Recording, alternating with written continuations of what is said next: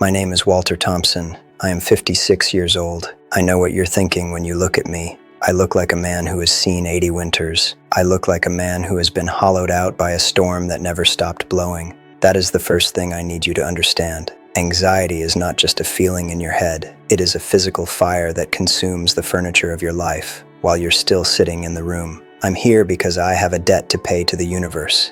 And since I can't pay it back to the years I've already burned, I'm paying it to you because I am the ghost of your future if you don't find the courage to stop running. I don't have a terminal diagnosis from a doctor, at least not yet, but I have something that feels much heavier. The realization that my life is more than 2/3 over, and I haven't actually lived a single day of it with a clear heart. I've been a passenger in my own skin, watching the world go by through a thick, suffocating fog of not now and maybe later. I spent my 30s and my 40s vibrating with a quiet, relentless terror that I was doing everything wrong, and in that process, I committed the only real sin there is. I wasn't there. I was never there. Not for the birthdays, not for the quiet Sunday mornings when the light hit the kitchen floor just right. Not for the woman who eventually stopped trying to find me behind my vacant, flickering eyes. I am 56, and I am finally waking up, but the house is empty, the kids are gone, and the sun is dipping below the trees. Please, for the love of everything you hold dear, don't let this be your story. Don't let the clock run out while you're still waiting for permission to breathe. I spent 25 years living a lie that I disguised as responsibility. I grew up in a culture that taught me that if you weren't worried, you weren't paying attention. I believed that anxiety was the fuel of the successful, the price you paid for a seat at the table. In my early 30s, around the late 90s, I convinced myself that my stress was a shield. I thought that if I could just anticipate every single disaster, if I could play out every worst-case scenario in my head before I closed my eyes at night, I could somehow prevent them from happening. It was a superstition, a modern-day ritual of self-inflicted suffering. I worked as a senior logistics coordinator, and I remember the smell of that office with a visceral disgust. It was a mixture of stale industrial carpet, ozone from the overheated printers, and that metallic, bitter tang of old coffee that had been sitting in a glass pot for 7 hours. I spent 60 to 70 hours a week in that gray box, staring at flickering spreadsheets until my eyes felt like they were bleeding, gripped by the terror that one missed shipment or one decimal point in the wrong place would result in my total social and financial ruin. I was earning a good salary. We had the colonial house in the suburbs, the 2 shiny cars in the driveway, the diversified retirement plan, all the plastic markers of a successful American man. But inside, I was a hollowed-out shell, a ghost haunting a lifestyle I couldn't even enjoy. I remember 2004 vividly. I was 34. I received a Regional Manager of the Year award. They gave me a heavy glass trophy and a 5-figure bonus check. I stood on that stage in a hotel ballroom, shaking hands with people whose names I'd forget by the time I hit the parking lot. And all I could feel was a cold, stabbing panic about the 400 emails I hadn't answered yet. I felt absolutely zero pride. No joy, no relief. Just a crushing weight in my chest that told me I had to work even harder now just to maintain this level of misery. I'd go home to a warm, home-cooked meal and a wife who desperately wanted to know how my soul was doing. And I would give her 3-word answers while checking my phone under the table. I thought I was providing. I thought I was building a future. In reality, I was just building a fortress of isolation and calling it security. I remember the feeling of our bed. It felt like a frozen lake even when Martha was lying right next to me, because my mind was 10 miles down the road, fighting imaginary battles in a future that didn't even exist yet. I missed my son's first steps because I was on a conference call about a shipping delay in Singapore. I missed my daughter's first piano recital because I was putting out fires at the warehouse. The fires weren't real, but the time I lost was.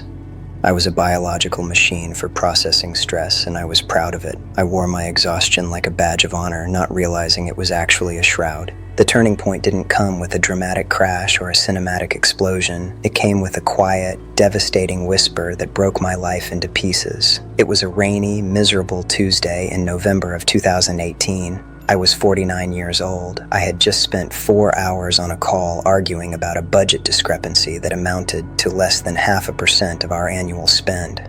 I walked into the kitchen to grab a glass of water, and my daughter, Sarah, who was then 17 and preparing for college, was sitting at the table. She was looking through some old cardboard boxes of photos. She didn't hear me come in because of the rain drumming on the roof. I watched her for a few minutes, and a cold realization washed over me. I didn't know the young woman sitting in front of me. I knew her GPA. I knew her soccer schedule. I knew the balance of her college fund down to the cent. But I didn't know her. I didn't know what kept her up at night. I didn't know what she dreamt about when she looked out the window, and I didn't know the sound of her real, unforced laugh. She looked up and saw me standing there, and for a split second I saw a look in her eyes that I will carry to my grave. It wasn't hatred. Hatred is energetic. It was a polite, distant kind of recognition, the look you give a stranger you pass in a hallway. She said, "Oh, hey Dad, I didn't know you were home." I had been home for 2 hours. I had just been working in the den. But to her, I hadn't been home in a decade. Later that night, after everyone had gone to bed, I was cleaning up the kitchen and found a stray piece of paper she'd dropped from the photo box. It was a letter to my future self she had written in the 3rd grade, nearly 10 years prior. One line stood out, written in her messy childhood script. "I hope my dad finally finishes his work so we can go to the park together."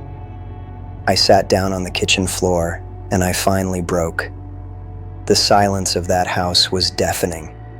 I had built an empire of spreadsheets and stress, and the cost was the soul of my family. I had been right about the deadlines, right about the mortgage, and right about the planning, and I was utterly, completely alone in a house full of people. I realized that my anxiety hadn't been a shield. It had been a blindfold. It had prevented me from seeing that the life I was protecting was the very thing I was destroying with my absence. I had traded the only currency that matters, time and presence, for a pile of paper and a glass trophy that was currently gathering dust in a dark office. I was a 49-year-old man with a retirement account and a daughter who treated me like a ghost.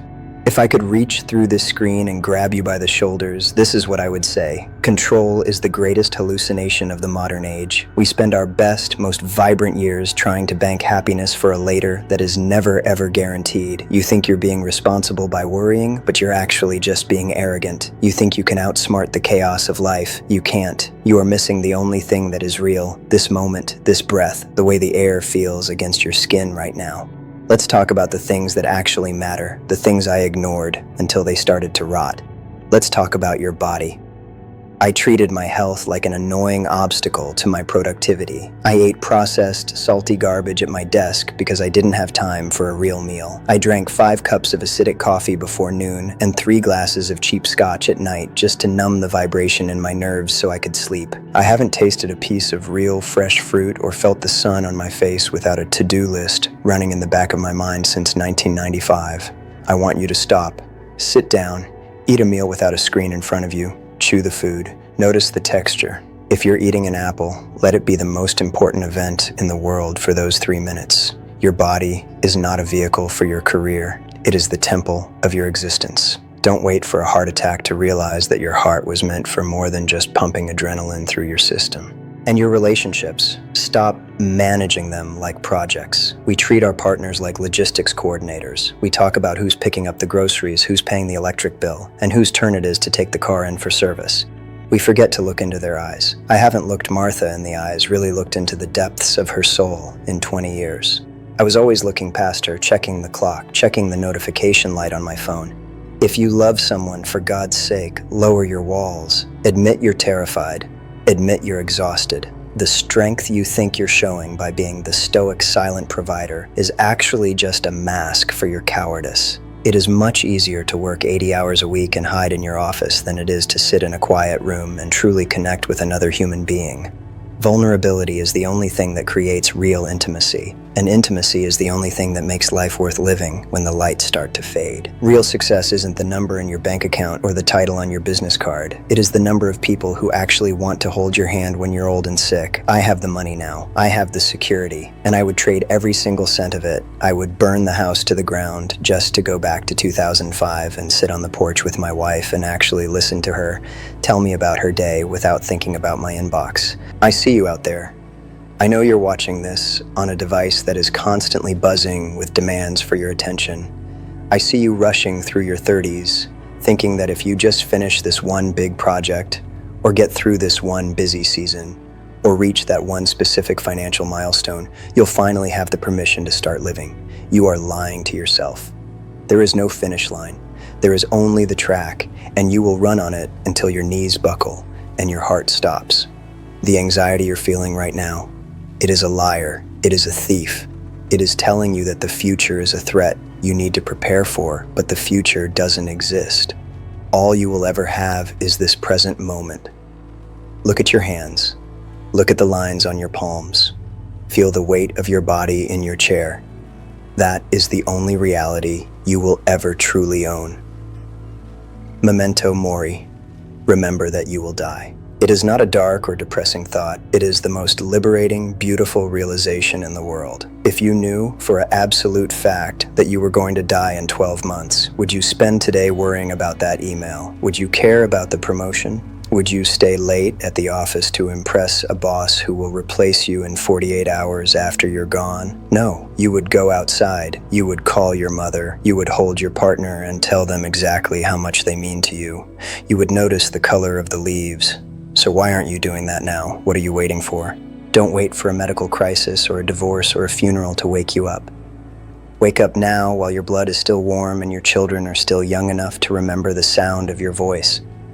Stop letting your 30s and 40s be a dress rehearsal for a play that never actually starts. I am asking you, with everything I have left, stop waiting. Call the person you haven't spoken to in years because of some stupid grudge or because you were too busy. Walk away from the desk. Be the person your family actually knows, not just the person who pays the bills.